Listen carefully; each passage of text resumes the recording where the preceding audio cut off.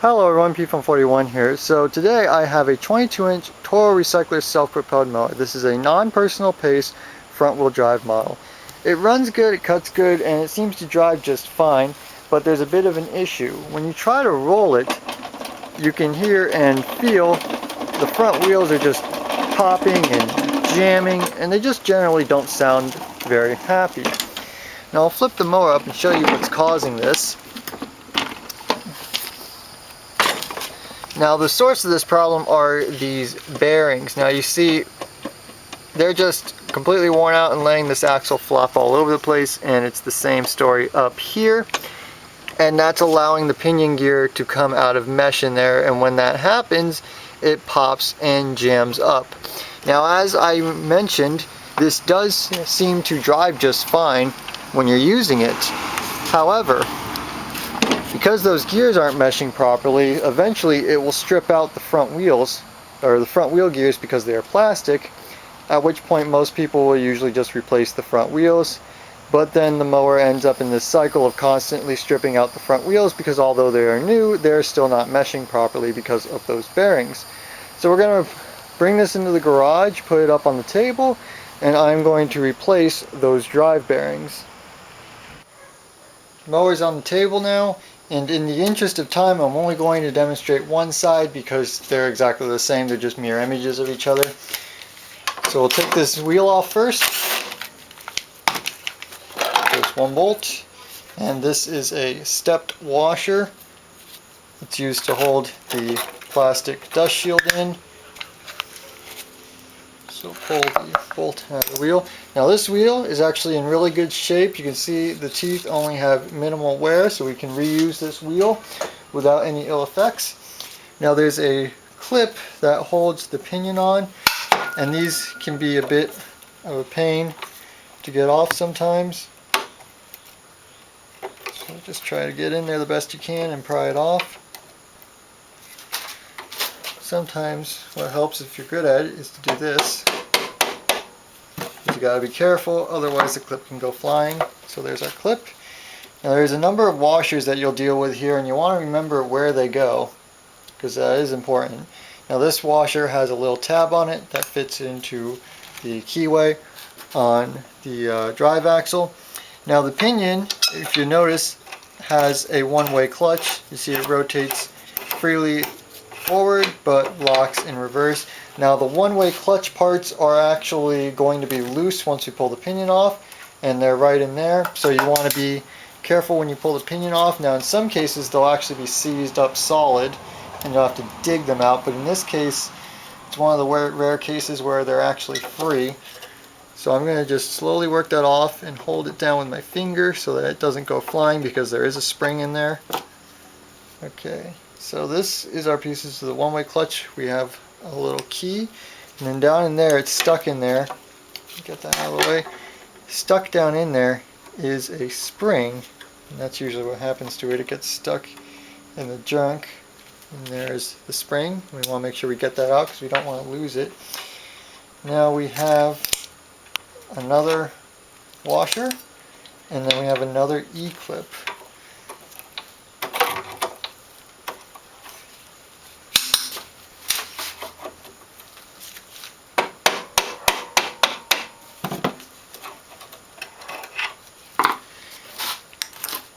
And yet another washer.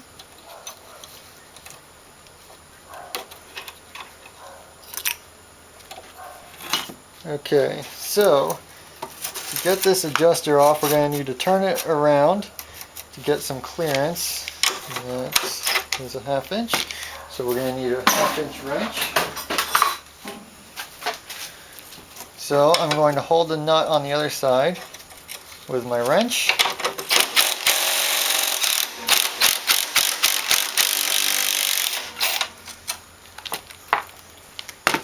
That nut is stuck in there now. These do tend to corrode over time. How bad it is just depends on your mower. So now we'll rotate this until we have clearance for the other bolt and do the same thing. And that one was much looser.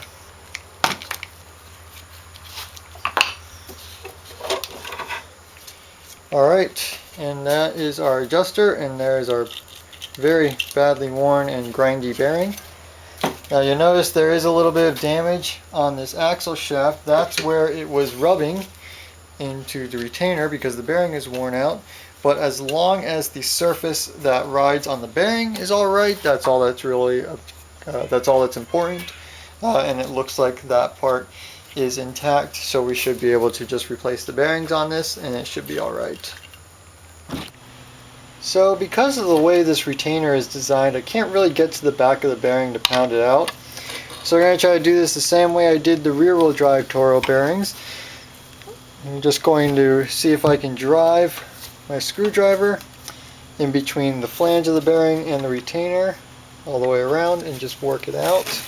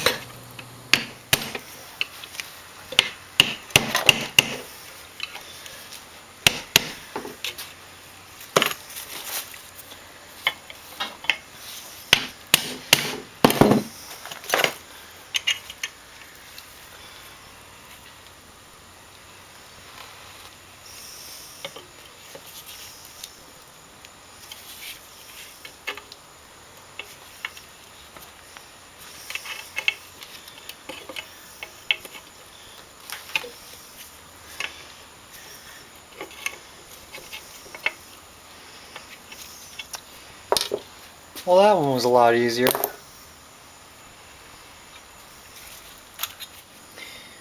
So I cleaned up the inside of the retainers the best I could.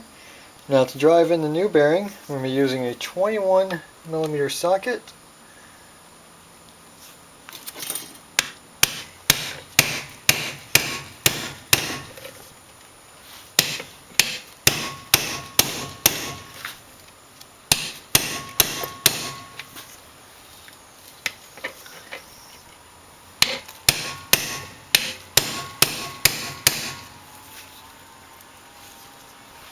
And that's it, all seated.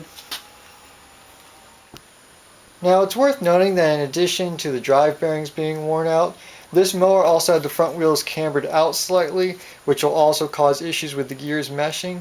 So to alleviate that, I simply bent in, the mounting points for the adjusters straight again so they won't be cambered out.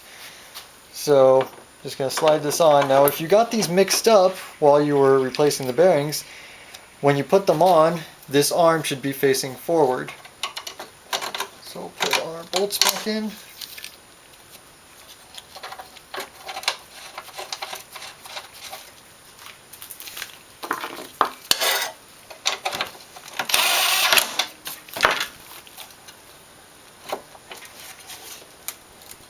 And we need to rotate this adjuster to clear that bolt.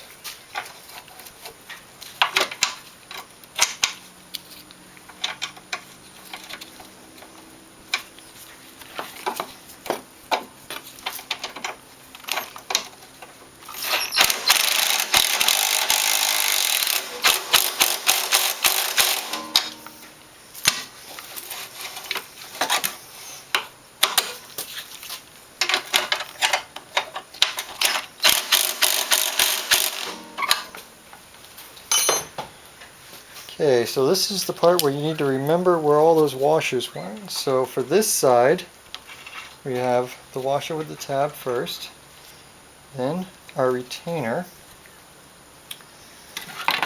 and we'll just use a pair of channel locks.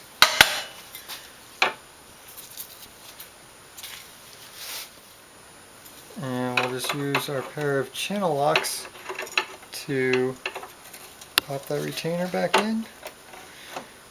And you want to make sure that the tab on it is aligned with the notch in the axle, and it is. So now we have another washer. And here's the part that you might forget if you're not careful, the dust shield, because this will not go on properly once the pinion is installed. So now we'll go ahead and put in our spring. And at this point what I'm going to do is I'm going to go ahead and lubricate all these parts because they do need lubrication. I'm using just some chain lube. You want something that isn't going to attract a bunch of dust, so chain lube works well for this. Now we're going to stick the key in there, and I'm going to give it another shot of lubricant. Now the pinion can go on two ways, but it only goes on properly one way. And it's very easy to forget which way it goes. But luckily, if you look closely, you'll notice that on one side it has an R stamped into it, and on the other side it has an L stamped into it. That will tell you which way it goes on. So if you're working on the right side of the mower, and this is looking from the perspective of if you're actually pushing and mowing with the mower, when you're on the right side of the mower, the R should be facing towards you. And when you're working on the left side of the mower, the L should be facing towards you. So we're working on the right side. So we're going to put this in with the R facing out, and then just to make sure, give it a spin. And it should spin freely in the forward direction, and then lock to the axle in reverse, and it does. So, last washer, and then our final E-clip.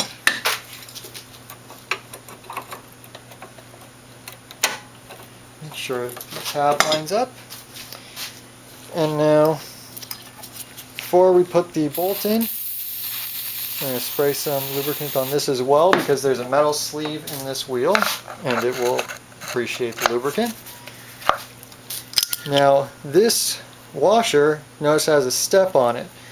So the shoulder, the large side that doesn't have the step, should be facing towards you when you put it on, like so. Get it to stay in there, and then put our wheel on, right in.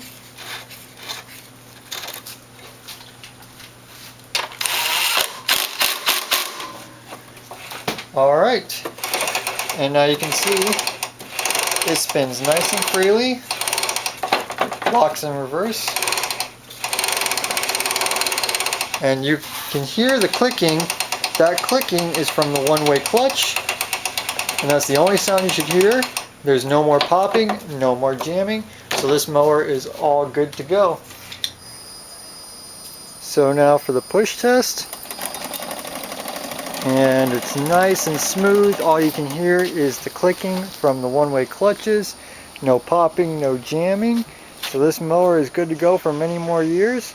So parts will be listed down in the description. Subscribe if you'd like to see more. And as always, if you have any questions, comments, or concerns, leave them down below.